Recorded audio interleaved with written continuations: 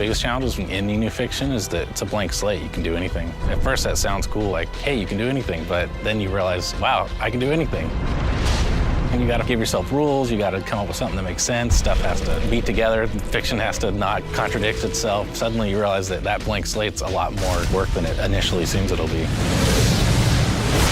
Darksiders world was created pretty collaboratively. We all threw in ideas. You can't really pinpoint one originator of everything.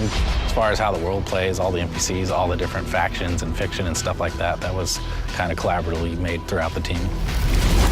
The story of Darksiders is pretty deep, and we haven't actually fully revealed why the apocalypse happened. In a nutshell, you learned that there are forces between heaven and hell that are vying for control of Earth and certain other resources that lie somewhere between the two realms. And the Horsemen are caught up in the middle because they are ultimately the ones who are responsible for beginning and ending worlds.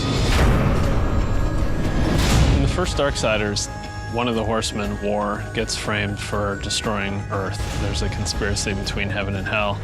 He sort of takes the blame, mankind's wiped out, and then he is stripped of his powers and imprisoned for 100 years. Then he's given a chance to come back and prove his innocence, and he's got to pretty much kill everyone involved.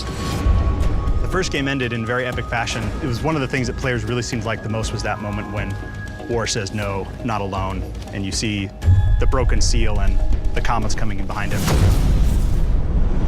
Darksiders 2 takes place pretty much in parallel to the first game. In the time that War is imprisoned by the Council, it kind of happens in that 100 years. The Death's kind of own challenge kind of kicks off in that sort of time. Because there's such a conspiracy and we don't know who all the players are, Death doesn't have any chance of proving his brother's innocence. He knows it'll just be covered up, so he just decides to undo the crime.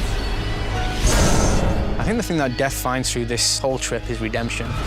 I mean, he's carrying a big weight on his shoulders all the way through the game, and, you know, it's kind of revealed to the player what sort of weight that he's actually carrying with him, both physically and mentally. The hardest part was getting it to the point where we knew we were making something special, but once we got there, we were off to the races. We knew it was going to be good.